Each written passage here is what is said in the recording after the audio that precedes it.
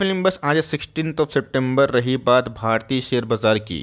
तेजी का माहौल कंटिन्यू होता हुआ देखने को मिल रहा है। मानो ऐसा लग रहा है हर दिन कोई ना कोई स्टॉक में फ्रेश ब्रेकआउट के बाद एक नए रैली की शुरुआत देखने को मिल रही है। और इसी बीच में हम लोग बात करेंगे वन एंड ओनली दो स्टॉक के बारे में। एक स्टॉक के बारे में डिस्कस करें, CDSL, जो हमारा पहले से ही one of the finest company में से एक है। दूसरी कंपनी की बात की जाए जिसने 2024 में ताबड़तोड़ लिस्टिंग करवा के निवेशक को माला माल किया, बजाज हाउसिंग। अब बजाज हाउसिंग फाइनेंस की बात की जाए, आप सबको अच्छे से पता है इनकी बहुत ही अच्छी प्रमोटर ग्रुप वाली कंपनी है, काफ़ी काबिल कंपनी है। लेकिन यस, इनके वैल्यूएशन को लेके और फ्रेश एंट्री को लेके बहुत लोग कमेंट बॉक्स में पूछ भी रहते हैं। मैं दोस्तों जनरली अपना जो अनबायस्ड ओपिनियन है हमेशा की तरह शेयर करूंगा। आप चाहें तो अपना कॉल से ना फाइनल जजमेंट ले सकते हैं, कोई बाई और सेल रिकमेंडेशन मत समझिएगा। लेकिन यस, ये दोनों कंपनी चाहे वो बजाज हाउसिंग फाइनेंस हो या फिर CDSL हो, वर्थ ट्रैक लिस्ट में होनी चाहिए। चैनल फर्स्ट टाइम होंगे सब्सक्राइब कर सकते हैं इस तरह की क्वालिटी कंटेंट को सबसे पहले एक्सेस करने के लिए। Now without dealing any for time, let's begin. शुरुआत करते हैं CDSL से, जो बहुत ही शानदार कंपनी है, अद्भुत मल्टीबैगर रहा है। अब दोस्तों CDSL की बात की जाए, बोनस के बाद जो थोड़ा मोड़ा करेक्शन का रिवाज होता है ना, वो हमें देखने को मिला। बट दोस्तों आज फिर से CDSL में 4-5% के आसपास तेज़ी का माहौल देखने को मिला। अब ऐसा नहीं है कि बाज़ार कमज़ोर होगा तो कल परसों आने वाला सप्ताह एक महीना करेक्शन नहीं होगा, वो तो गैस बाज़ार के ऊपर है, सेंटीमेंट के ऊपर है। लेकिन दोस्तों यहाँ पे ना कुछ बड़ी अचीवमेंट हमें देखने को मिल रही है। MD और CEO के पोस्ट में एक नया नाम देखने को मिल रहा है। और दोस्तों अब ना Q2 बहुत दूर नहीं है। मैं फिर से रिपीट कर रहा हूँ, Q2 बहुत दूर नहीं है। और यस, 15 दिन के बाद हम लोग वेरियस कंपनी के Q2 के नंबर्स ट्रैक करना शुरू करेंगे। लेकिन दोस्तों इस बार इनके Q2 के नंबर्स भी ज़बरदस्त होने वाले हैं, बिकॉज जिस हिसाब से डीमेट अकाउंट की संख्या पिछले कुछ समय से बढ़ी है और जो IPO का बजिंग कंडीशन आने वाले कल में और भी बस कर सकता है ना, इसको लेके कहीं CDSL एक बहुत बड़ा बेनिफिशियरी हो सकता है। आ गया दोस्तों, तो CDSL में कहानी पूरी चेंज होते हुए देखने को मिली। कंपनी एक साल में लगभग 116% के आसपास भागी है। पिछले उसके समय की बात की जाए जब बाज़ार में एक साइडवेज पैटर्न और ऑफकोर्स करेक्शन का माहौल था, कंपनी गिर के ना 900 के भाव पे आई थी। मोटा मोटी बोला जाए तो 450 पोस्ट बोनस के बाद मैं बोल रहा हूँ। और उसके बाद इस कंपनी उस लेवल से तकरीबन हमें 3.5 गुना भागते हुए देखने को मिल रही है। ऐसा दोस्तों कि 5 साल में ज़बरदस्त पैसे बने और लिस्टिंग के बाद तो कंपनी 10 गुना भागते हुए देखने को मिल रही है, 11 टाइम्स भागते हुए देखने को मिल रही है। अब दोस्तों CDSL का फाइनल बॉटम बन गया है, इसके ऊपर ना जाएं। आपको समझना है कि CDSL के Q2 के नंबर्स क्यों अच्छे होने वाले हैं, इसके पीछे जो मोटी वजह है ना वो क्या है। पहले अगर आप देखें तो इफेक्टिव 218 सितंबर से ना एक नया नाम हमें MD और CEO के तौर पे देखने को मिलेगा। नाम की बात की जाए, निहाल वोरा साहब, जो बहुत ही काबिल व्यक्ति हैं, जिनका ट्रैक रिकॉर्ड 25 साल पुराना है। और दोस्तों बातचीत चली रही थी, लेकिन यस फाइनली कैसे इस अपॉइंटमेंट के बाद ना थोड़ी बहुत तेज़ी हमें विटनेस होते हुए देखने को मिल रही है। नया नाम आने से, नया परिचय आने से, एक अच्छा नाम आने से प्रमोटर ग्रुप में, MD में, CEO में बाजार उसको लेके बहुत ही ऑप्टिमिस्टिक वे से ट्रीट करता है। सो मैंने ये बात आपको हर 2-4 दिन में रिपीट करने की कोशिश की जब भी मैंने CDSL को कवर किया है कि डीमेट अकाउंट की संख्या बढ़ने से इनको ज़बरदस्त फ़ायदा होगा। और जिस हिसाब से कैसे डीमेट अकाउंट की संख्या बढ़ी है, ये बताने की आवश्यकता नहीं है। मैक्सिको, जापान, रशिया के नंबर्स जितने हैं पॉपुलेशन के दोस्तों, उससे भी बड़ा जो नंबर्स फिगर है ना वो डीमेट अकाउंट, मतलब इतनी उनकी जनसंख्या नहीं है जितना जनसंख्या, मतलब जितना डीमेट अकाउंट भारत में क्रिएट होता हुआ देखने को मिल रहा है। और इसका दोस्तों बेनिफिशियरी सबसे बड़ा CDSL होगा। और ऑफकोर्स ये जो मार्क है ना कोई छोटा मोटा मार्क नहीं है, 17 करोड़ से ऊपर का मार्क हमें दिखाई दिया था। दोस्तों आपको अच्छे से पता है कि पिछले कुछ समय से IPO का दौर हमें देखने को मिल रहा है। बजाज हाउसिंग फाइनेंस ने ज़बरदस्त IPO लेके आया और ऑफकोर्स उसके बाद लिस्टिंग गेन तो धुआंधार हुई, मैं उसके पर आऊँगा। लेकिन दोस्तों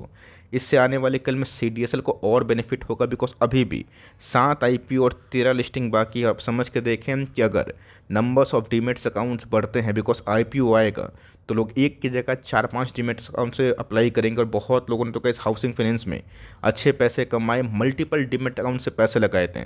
तो जी हाँ दोस्तों, CDSL को अभी ना मेजर जो सबसे मलाई वाला टाइम होता है ना, जहाँ बाजार में बुल रन रैली भी कंटिन्यू है और साथ ही साथ नंबर्स ऑफ डीमेट अकाउंट के संग जो IPO का पाइपलाइन है वो भी काफ़ी ज़बरदस्त है। नहीं दोस्तों कि सिर्फ CDSL में तेज़ी है, BSE की पेरेंट कंपनी है, उसमें भी आज हमें 17% के आसपास उछाल देखने को मिल रहा है। मतलब दोस्तों भारतीय शेयर बाजार में जो डिपॉजिटरी और ऑफकोर्स एक्सचेंज वाली कंपनी है उनको ना एक मेजर बेनिफिट मिल रहा है। और ऑफ कोर्स जब भी बियर मार्केट आता है तो पिटाई तो इन सब की होती है, बट बुल मार्केट में कहानी चेंज हो जाती है। तो आने वाले 10 सालों में दोस्तों अगर आपको 3-4 बुल मार्केट में मेजर मिल गया ना, आपके ये सब पैसे इन सब स्टॉक्स में काफ़ी सेफ के संग कंपाउंडिंग भी है। लेकिन मेक श्योर दोस्तों आने वाले कल में अगर जब भी ये बाजार गिरा, रूटीन करेक्शन होता है तो वहाँ पे गैस घबराए ना, बिकॉज यहाँ पे ना ये सब एक कंपाउंडिंग मशीन है। तो चाहे वो बीएससी की बात की जाए या फिर सीडीएसएल के, दोनों के दोस्तों इस क्वार्टर के नंबर्स मुझे लगता है Q2 के वो काफ़ी अच्छे होने वाले हैं। Q1 के नंबर्स लाइफ टाइम हाई को तोड़ के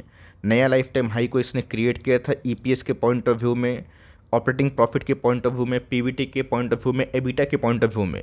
और मुझे लगता है कि आने वाले कल में गैस Q2 और भी ज़बरदस्त होगा। और नंबर्स अगर ठीक ठाक होने की संभावना होती है तो स्टॉक में पहले से गैस वो चीज़ डिस्काउंटिंग हो जाती है। क्या है लेके बैठे हम तो कंटिन्यू करें, और मेरा ऐसा मानना है कि लेना चाहते हैं यहाँ पे गैस एसआईपी आप कर सकते हैं। बाज़ार की बात की जाए काफ़ी डायनामिक है, आप प्लस माइनस को देख के हर दिन अपनी स्ट्रैटेजी चेंज नहीं कर सकते। अगर आपको 10 साल के लिए होल्ड करना है और एक्मुलेशन करना है तो अभी भी कंटिन्यू कर सकते हैं। और पुराने निवेशक तो ज़बरदस्त इस कंपनी को long term point of view से होल्ड करे, बिकॉज कंपनी पहले भी अच्छी थी, आज भी अच्छी। और ऑफकोर्स जब मेजर गुड टाइम्स अहेड होता है ना, मुझे लगता है कंपनी उसके पहले ही एक मेजर एलिवेटनेस करती है, जो हमने बहुत बार कई सारी कंपनीज में देखा है। दोस्तों बात की जाए हॉट टॉपिक जिसका नाम है बजाज हाउसिंग फाइनेंस। सबसे पहले दोस्तों अगर आपको लगा है ना बजाज हाउसिंग फाइनेंस, आपको बहुत बहुत मुबारक, क्योंकि दोस्तों ये कंपनी पिछले कुछ समय से मजबूत तो थी, आज भी मजबूत, और लिस्टिंग के बाद ना एक महारत हाथी कंपनी हो चुकी है जिसका मार्केट कैप अब कोई छोटा मोटा नहीं 1 लाख करोड़ में जा चुका है।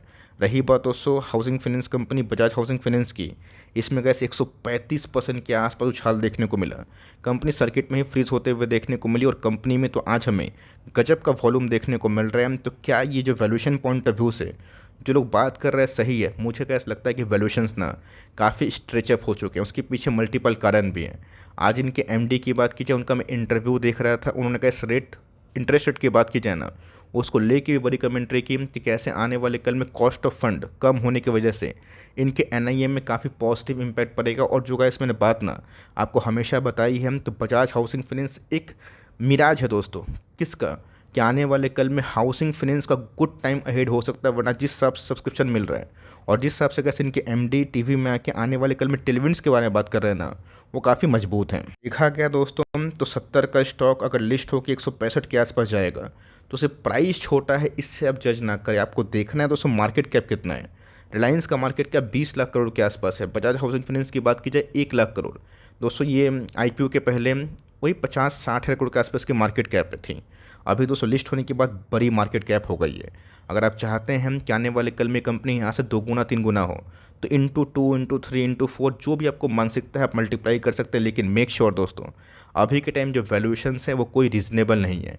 तो कुछ भी करने से पहले का इस फाइनल कॉल आपका होना चाहिए, बिकॉज जिस हिसाब से इस कंपनी का प्राइस टू अर्निंग है ना, ये 70 के आसपास है। प्राइस टू बुक की बात की जाए 8 के आसपास।